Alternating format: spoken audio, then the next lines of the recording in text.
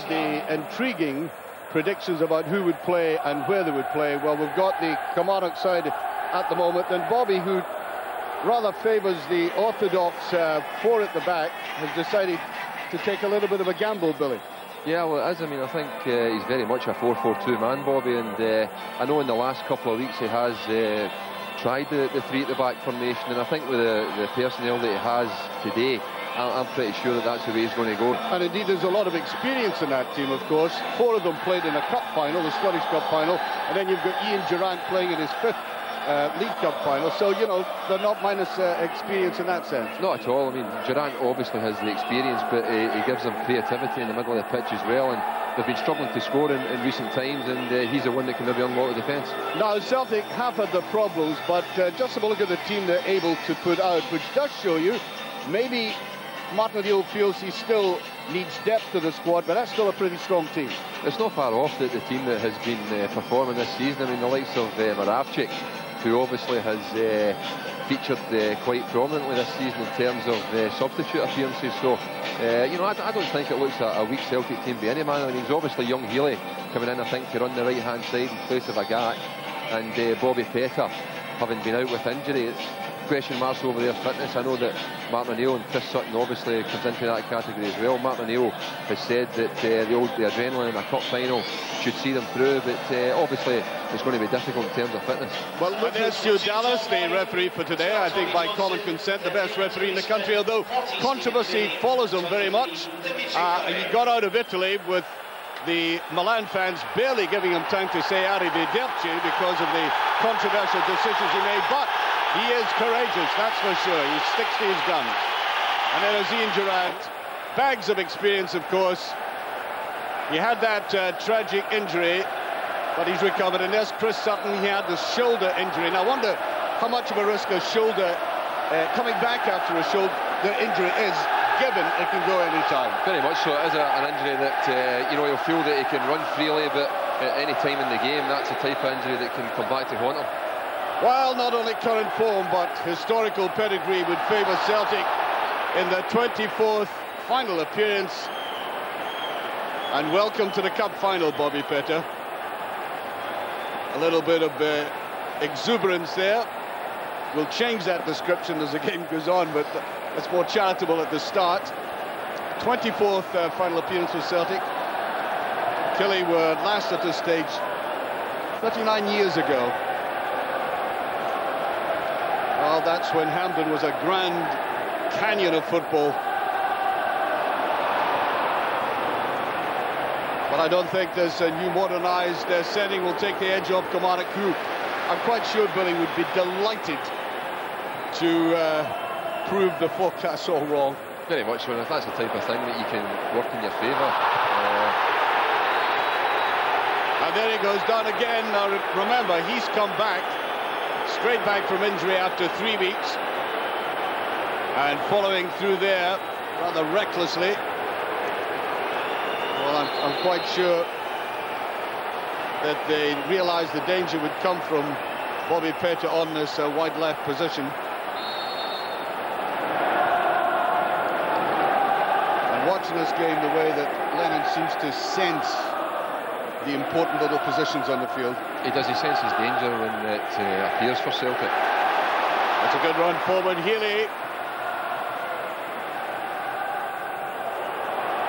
Moravcik, an enticing ball there.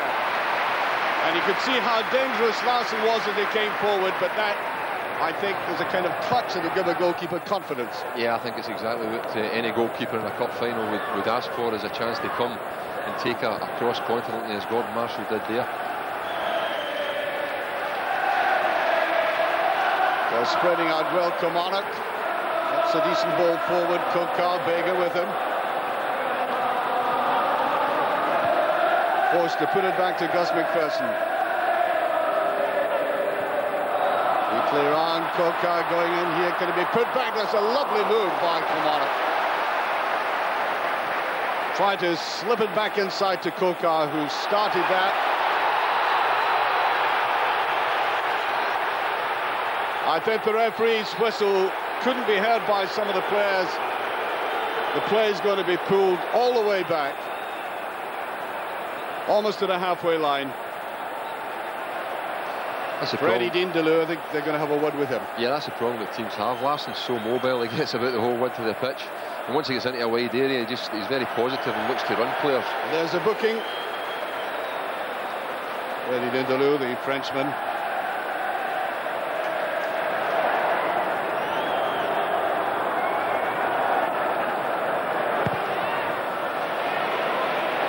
Well, Gould got it away, but it's loose in midfield, and that was a flying elbow, I think, catching Ian Durrant. I think Kilmarnock will be encouraged with the start they've had in the game. They've had a fair bit of the ball. And they had a lovely flowing move there, which just broke down on the edge of the penalty box, but certainly playing with confidence. It's touched inside, and Mjolby comes across. Well, they are confident, there's no doubt about that. And Gary Hay coming up very fast on the left-hand side there. Johan Mjolby has been going through a season with injections, pain-killing injections, which may be required on the other side by Hay there after that clatter. Bit of wrestling going on the touchline. Well, they're preparing carefully for it. And it goes and just touched away by Vega. Well, no inhibitions about the way Kilmarnock are playing in this game, and I think Bobby Petta is finished. I think the groin has gone. And there's nobody in the middle there for Kilmarnock. Wasted ball as Petta lies in agony. Exactly 10 minutes gone, and we have the most serious incident of the game so far. And judging by the body language down there, I doubt very much if Petta is going to have any more to do with this game.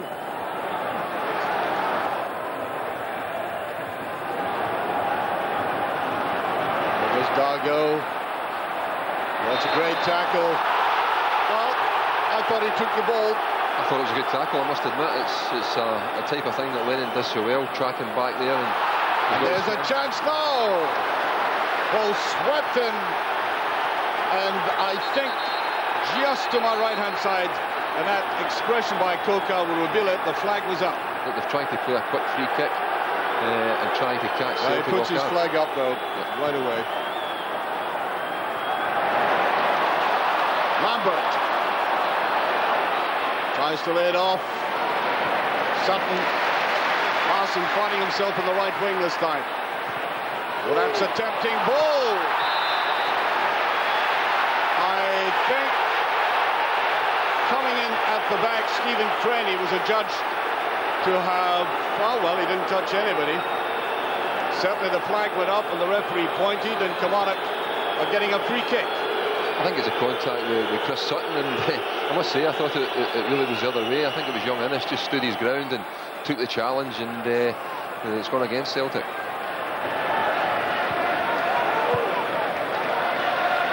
Dargo again doing just a little bit more mobile. Well, Innes, as I said, has to be careful. Now Larsson is going to the sidelines. You could say that was a half Nelson on him, I think.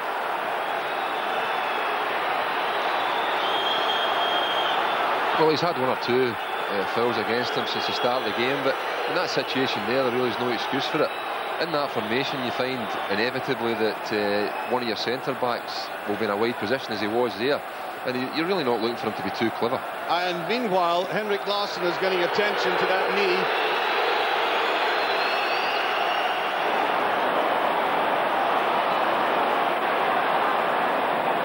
Celtic moving forward very cannily.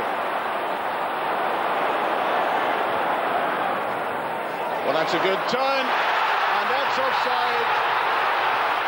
The first time they've opened up that Kilmarnock defence. Sutton doing what he's been doing all season, guarding, shielding, and then laying off.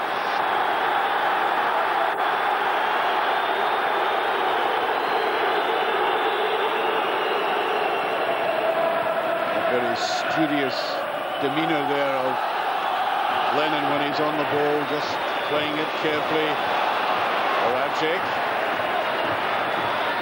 Beautiful play by Moravcik. Can he get it across? He can! And just shuffled away. Well, that's exactly what I was talking about. He's hardly been in the game. A little double shuffle, and he almost gets through.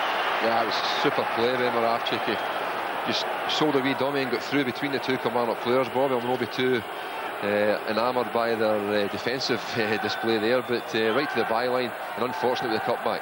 There's the corner, and Marshall with Vega at his back. Very clean clutch there by the keeper. Well, simply nobody downfield there. Holt had come forward, offering really no threat to that defence.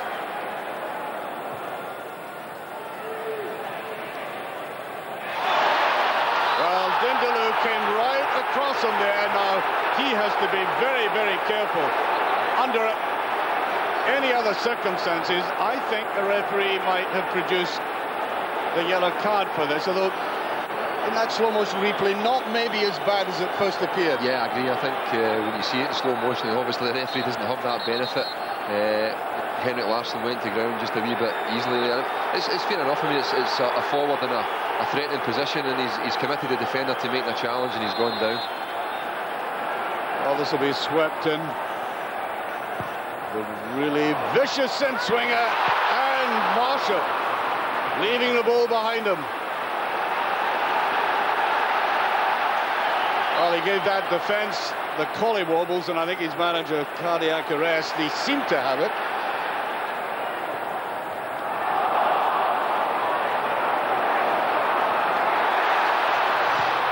Swept across. Well, that's a better save. But all credit on the far side to Healy with his determination to get that ball over. Yeah, it was great determination from young Colin Healy. That's a big part of his game, and it was a decent cross. Celtic just couldn't get in there across the front post, and Gordon Marshall, I have to say, has had a terrific start to the game, although he dropped that last one. I think it's very important that the defenders and the Celtic front players know that they've got a goalkeeper that's going to be coming and put himself among them today to try and take the ball. Oh, very slag play by Vega, who very cunningly looks round at the turf behind him, as if the grass had been a handicap to him. We've all used that one before, Archie.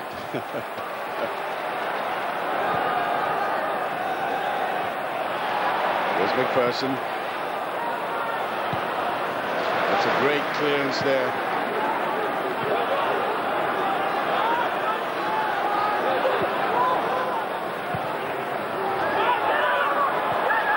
That in towards Dargo, and that's a corner kick from the big Swiss international, who's looking slightly awkward. He also has that beaming smile about him, radiating optimism. I think that's why Bobby Williamson would have been very keen to get Craig Dargo on his line-up today against the Celtic back ones. Vega particularly is a very big, strong man, but mobility is not his strong point, and Dargo's really trying to get round about him. Trying the shorter one this time. But it's down there, and the goalkeeper does well. Just about to say, Bobby, I'm never quite sure what the benefit of a short corner kick is when they just simply play it down. There's Larsson going in. That was a great tackle. And I think Henrik Larsson tried to make something out of that, but it was a great tackle. Watch the ball into the ball there. And the referee, good decision. Well, I think it was a perfect decision. What a great tackle by young Hay. I mean, a young man like that playing, I think, his first cup final, and he knew there was no margin for error there, but he's executed the tackle brilliantly. And there's Kilmarnock's tendency to keep going round and across the field, as personified by Mahood there. Looks to me as if Ian Durrant may be in trouble. Physically, I mean, I think he's limping towards the touchline, and he may have said goodbye to this final. We shall see.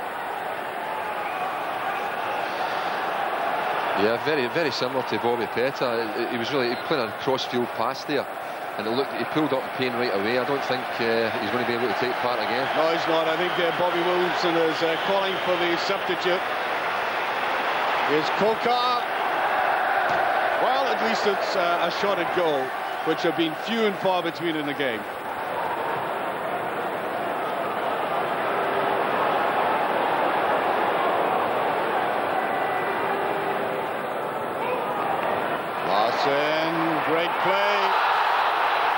free kick again. Intelligent play by Larsson at the root of that probe. And there's a player who was talking about playing with relish. Really going down there. This could again be interesting.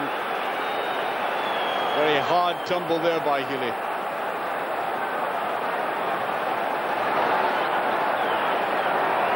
That isn't the boy who's come on as a sub. The great left foot of his. Well, it was close to that near post there. As I said about him, I once saw him taking a crossbar away. He was only on for 30 seconds. He can really hit them hard.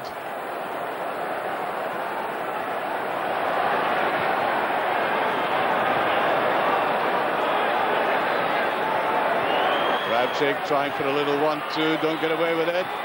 Dandelou tries to go through there. Well, they've been getting as many players as they can to the edge of the penalty area, including Colin Healy there. Little toe ender. Yeah, he couldn't just quite get his foot round the ball there. I think the Kilmarnock players are appealing for a handball. It was a very tight situation, plenty of bodies on the edge of the penalty box there. I think it was the right thing to try and hit it first time, but unfortunately he's not quite got the right connection on it.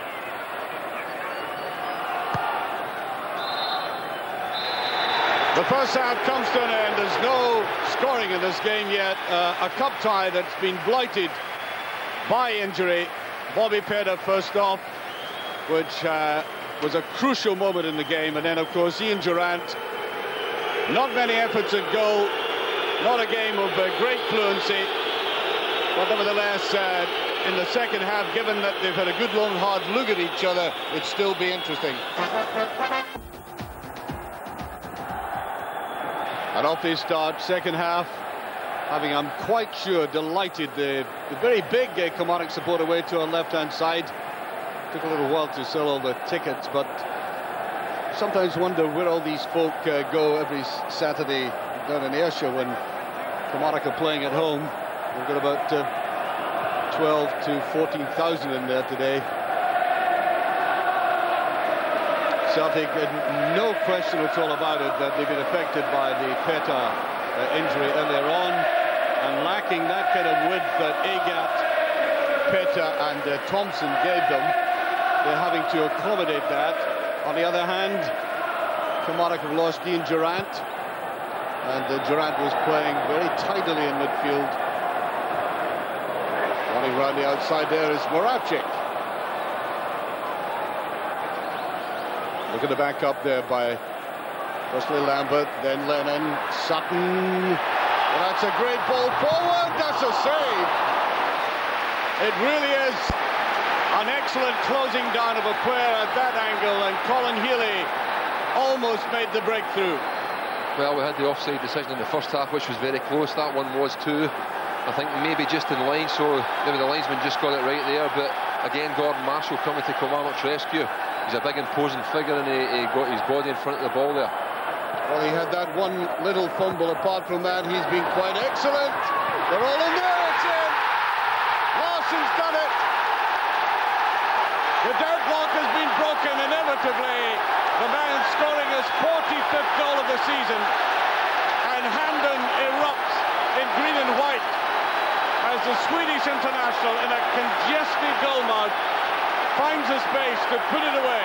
Well, once again, for Celtic, it has happened so often this season. They've got the breakthrough from a set piece. It was a short corner. Moravcik put in a good ball. The big bodies can piling in. And as usual, Henrik Larsson right on his toes there. Still a bit to do. Gets his body turned and puts it into the bottom corner, giving Gordon Marshall no chance. You know, he's got every type of finish in his armoury, and not least from set pieces. It wasn't directly to him there, but as I say, he was very alive to the situation, and he was on to it in a flash, and from that moment on it was inevitable that the ball was going to finish in the back of the net. Really driving forward, still in there. Yes, he's waving the Celtic players to get up. Here's Kokar. And Celtic really at the moment are brushing Kilmarnock aside. Here they are on the recovery row, the counter-attack, and that will be a free kick. Not only brushing them aside, pounding them into the air. Well, Christoph Kokar was just getting to his feet when Alan Mahood gave him the pass there, and he had a quick look and he saw Johan Mjällby coming. He knew he was in a bad situation. He just waited and took the tackle, but I don't think he was expecting to get quite as sore a knock as he's got. And Kokar, I think, is indicating he's had enough. And Andy McLaren will come on. I think some eyebrows were raised that McLaren was on the bench. Yeah, well, mine did actually. I think Kokar's got a great pedigree. I mean, I think he's been capped with France. I just wonder if he's suffered a wee bit from lack of match fitness. He was on the ball enough, but wasn't able quite to make that final pass at the right time. But I think McLaren can do a great job for Kilmarnock. Celtic pressing down on Kilmarnock at the moment, and Balherin couldn't get that ball up. Well, that surely tackled from the back. There's a free kick and a booking. Mark Hewitt's a crucial one, because Dargo had made the break. He had a player to his right-hand side. Adani carried on, but it was certainly a foul. Yeah, it was a correct decision of Paul Lambert. I think sensed the danger there. I thought Craig Dargo just hesitated a wee bit to play Andy McLaren in, and in doing that it proved fatal. But a free kick in a reasonably dangerous area where it could have been so much better for Kilmarnock. Well, just a little set too between McGowan and McLaren there. Looks to me as if McLaren is going for it. Tries to put it through, and at least it made Jonathan Gould stretch out. Yeah, it's a decent effort from Andy McLaren. He's got a bit of swing on the ball.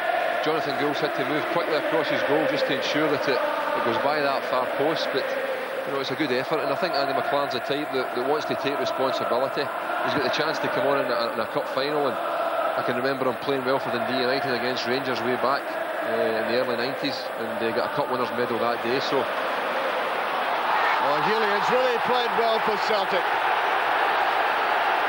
I mentioned him halfway through that first half, and he has sustained that form, boring his way into that defence, causing them all kinds of upsets and getting free kicks.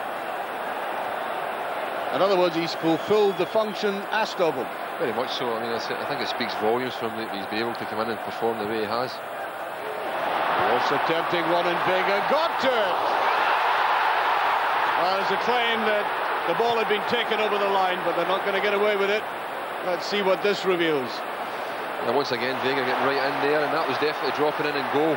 Gordon Marshall, I think, first of all, thought he was going to have to tip it over, but once again, his decision-making was correct, and he was able to catch it. And although his feet went behind the line, he kept the ball in front of the line. And free kick to Celtic. Yes, everything's going okay so far.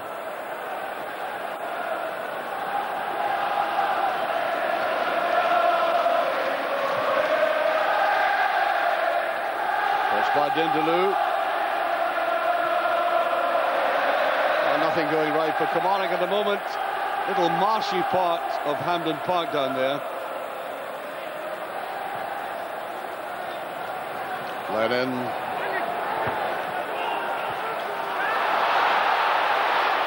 I think there must have been a deflection.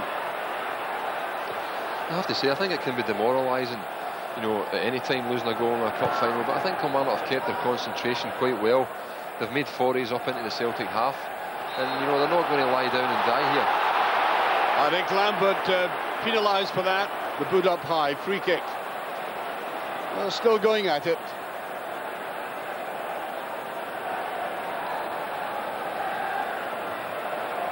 It's not exactly a secret weapon I'm talking about, but Alan McCoist is on the bench.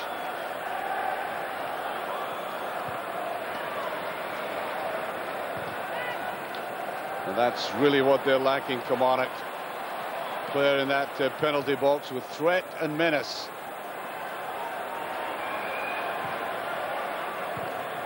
Dargo. Gus McPherson taking off after it.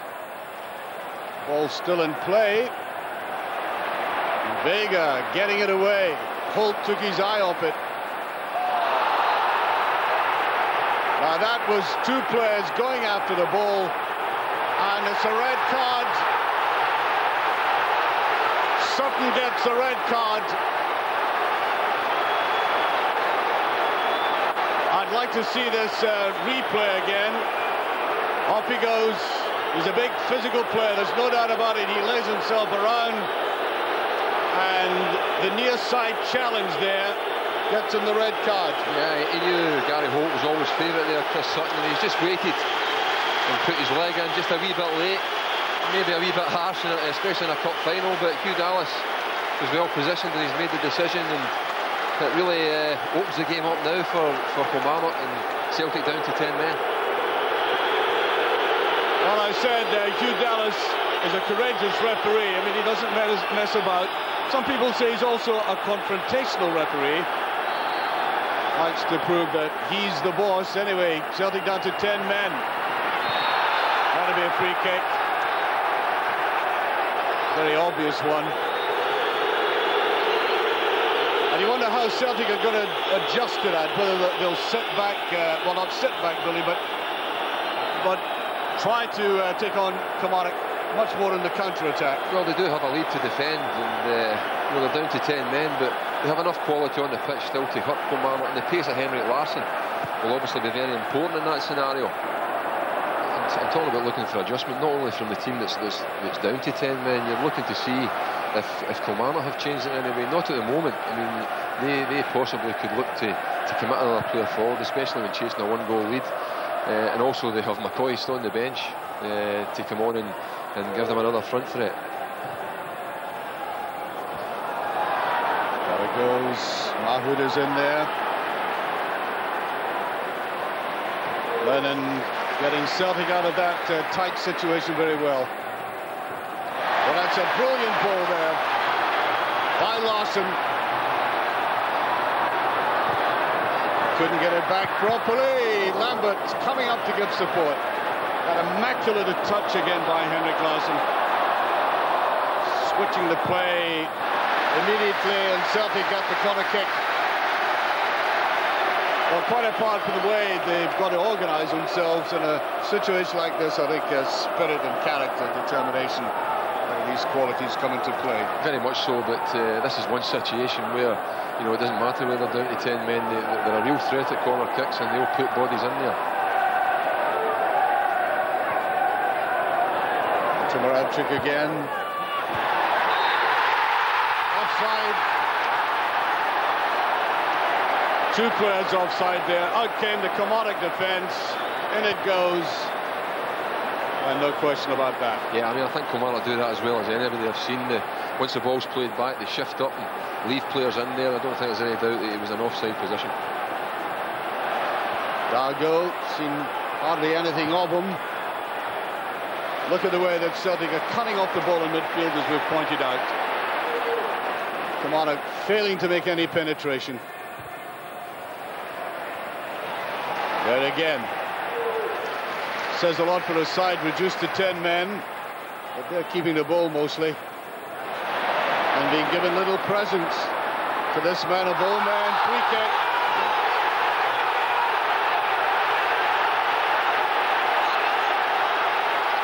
Now the Celtic supporters are trying to point out to Hugh Dallas, as if he needs to know, that this man has already been booked. And he goes there. Well, if it's a free kick and it's a tackle from the rear, it's surely a yellow card. I would think so. He's very, very fortunate indeed. Hugh Dallas indicating that he went for the ball, but you know, if you mistime it and you bring a player down, having already been booked and had some other fouls, I think he can consider himself very fortunate not to be in the dressing room. Free kick well within the scoring range of the talented either Moravchik or Henrik Larsson, or indeed the youngster Craney. Craney going for it against the wall. Now's the break by Kilmarnock. Here's the pace of Mjolby coming into play. Getting back very quickly.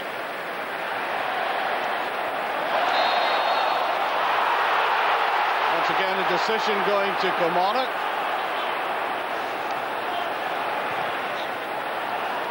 Dindaloo wildly in again. Goal kick, I think. Well, there has been, thankfully, a very competitive edge to this game right from the start, and that's been good. As the sun comes out on what is a very deceptive afternoon, because whilst it might look very pleasant, it is indeed very cold. And Dindaloo is being taken off now. Yeah, the Celtic supporters not happy there. That's just kind of highlighted the scenario we had there, where he maybe should have been sent off. Bobby Williamson's recognised that, and he's taken him off, and that means that we won't see Ali McCoist, because I think that's Kilmarnock used the free sub.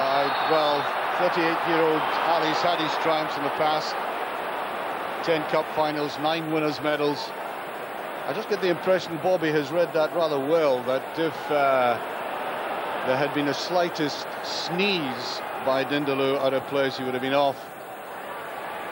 A bit of hesitation there. Referee Webbing, play on. 3 players going for it, a little bit of congestion again. Here's Moravcik. Henrik Larsson was screaming for it, will he let fly? He does, he's done it again! Quite amazing the way he took that, and with great elegance and precision just lighted that above everybody else into the back of the net. Look at the way he did that. Oh, it's a deflection. He gets the aid of a deflection. That's a ball played to him. He's left on his own. Scooped it up, and unfortunately for Chris Innes, off his foot into the back of the net. And neither Celtic nor the supporters will be worried about the in-off. Celtic leading by 2-0. And the Sunshiners come out at the right time, in appropriate tandem with that song about Henrik Larsson.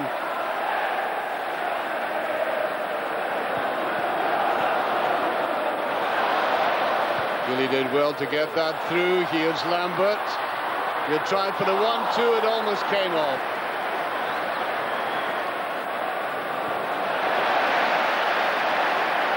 Oh, they're mopping up everything in midfield again. It's a hoovering up operation out there.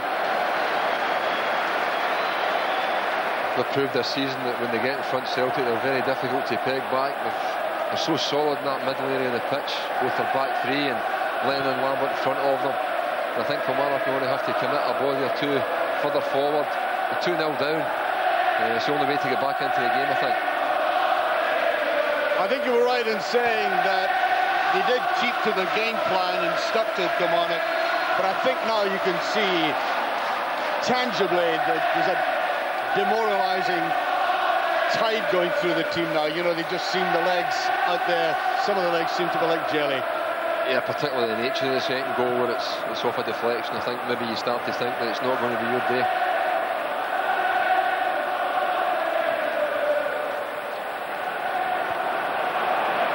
Vega rising to that splendidly.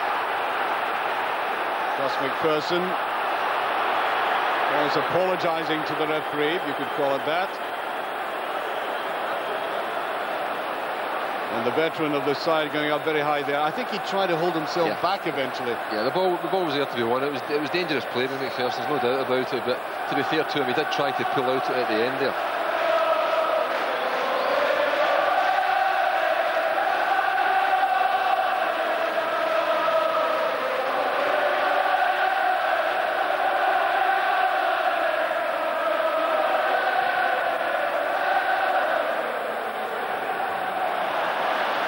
There he was again, up for everything. Certainly any doubts about the effectiveness of Colin Healy dispelled very early in the game, and he's continued that. Dago really lacking a little bit of support. He had the pace, but nobody powerful beside him.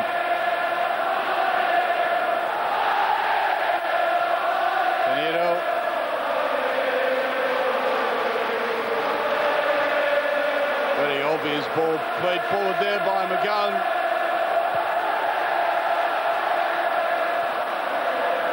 Lambert charging through.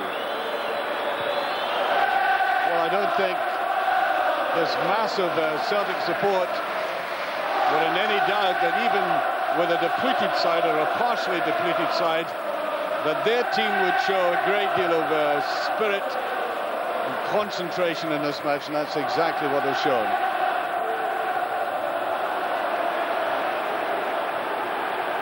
For all that Kilmarnock have had a lot of possession going into that last third, do you think they ever really scared that Celtic defence? Well, we suspected before the game that that would be the problem. Larsson goes away again. This could be the hat-trick coming up. It is. He did that beautifully eventually. All the length of the field. He didn't panic. As many a player would have stumbled or lost his conviction, leaving McGowan for dead, and then watch this little deception there before tucking it away. Well, if there's an element of luck about his second goal, there's certainly no element of luck there. He's run half the length of the pitch. An absolutely magnificent composure when he gets in there. Gordon Marshall has come out just at the right time to try and narrow the angle and force him into shooting. He's just rolled his foot over the top of the ball, took it to his left and rolled it into the empty net. A fitting goal for a cup final. Well, you know, we're talking about a player who already must rank with the Celtic greats, including Kenny Dalglish, who used to score goals like that, as you probably know. And there he is, demonstrating the full power of his art in that long run and that magnificent finish.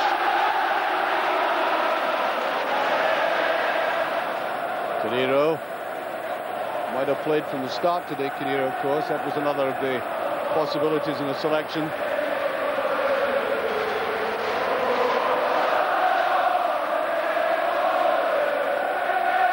Just taken away there by Canero. Well, he's sharp. And certainly I think Kilmarnock could have done with that pace and aggression up front today, even from a wing back. Yeah, he's been an impressive performer for them this season, Peter Canero. Bobby's decided to go with the experience of Gus McPherson in that wing back role. Meanwhile, Larsson, as they go into this, is lucking on the halfway line, just waiting for the break to come. There he is. Larsson's final. That's what it'll be called. Well, that's what I'm calling it anyway. Corner kick.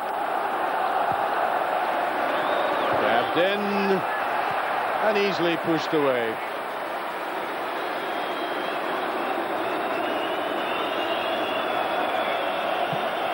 We go towards the final whistle now. Let me pick out my own particular hero in it, and it was, of course, the youngster, apart from the obvious one, of course, Henrik Larsson, Colin Healy. But your man in the match, Billy. Well, I think there's been a few contenders. Gordon Marshall in the Kilmarnock goal. As you say, I was going to give it to Colin Healy until Larsson scored that third goal to get his hat-trick, and the real class of the man shone through there, so it has to be Henrik Larsson.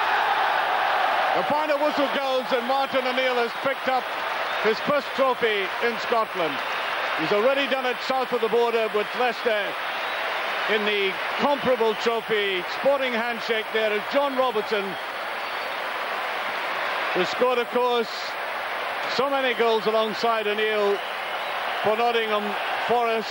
Enjoys and savours that moment, but surely all lovers of this club will savour the individual performance of that man there, Henrik Larsson. He wasn't in the game as much as he's been in others, but I think we also emphasise the fact that Celtic, not just with Larsson, but with other players, are capable of turning a game in a few seconds as he did. And that long run of his and that delightful little Highland Scottish over the ball that deceived the goalkeeper and slipped it into the back of the net will long be remembered in this final. 3 goals to Henrik Larsson. The CIS League trophy to Celtic Football Club. For Kilmarnock, well, hardly any consolation. Remember, they were playing against 10 men for a considerable part. And let's now go to Martin O'Neill. Martin, your first piece of silverware as manager of Celtic. Can you describe your emotions? Well, it's fantastic. It's really fantastic. The players were absolutely magnificent from start to finish. It's been a long, long season for them. They've been leading the league for months and months and months. It was a difficult one today, but they were fantastic. Have you run out of superlatives for Henrik Larsson? Well, it's sensational, world-class footballer. You can see Ian Durrant as the losers in the CIS Cup final against Celtic by 3-0. A hat-trick by Henrik Larsson, who's just been presented with his Man of the Match award, by the way. He'll have enough to start his own Harrods store by the time he's finished his career. And here he comes, Paul Lambert. The broad smile on the face of Neil Lennon there as he comes forward with the rest of his Celtic players. Hughes Valheeren wasn't put under any great pressure today. There's a young fella, I thought it was outstanding. Healy. Now Paul Lambert. Mr. William Tucker of the CIS presenting the cup.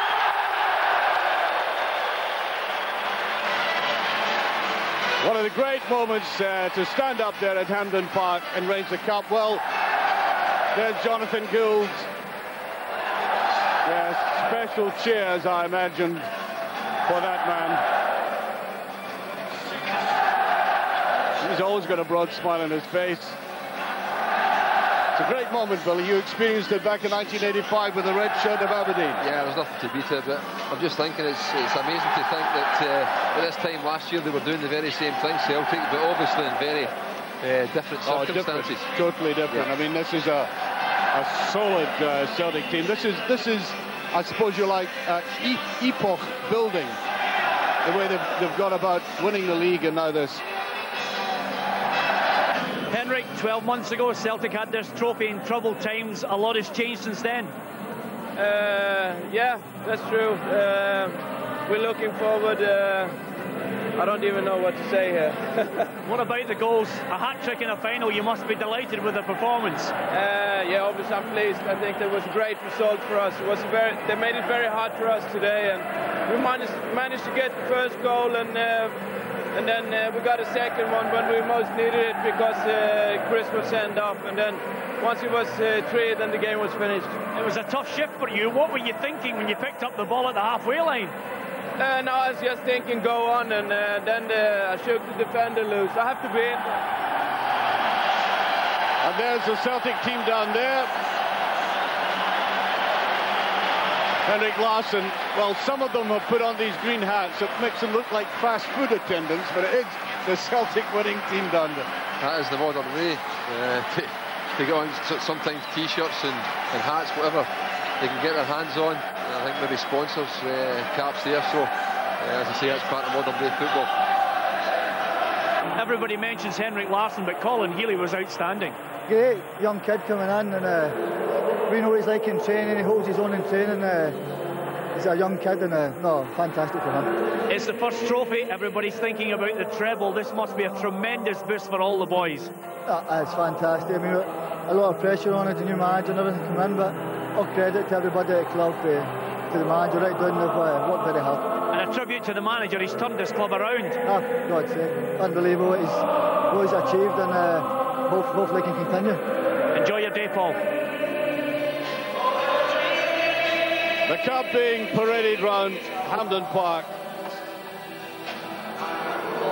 to the sounds of a song written for a Broadway show, but which has been purloined rightfully by football.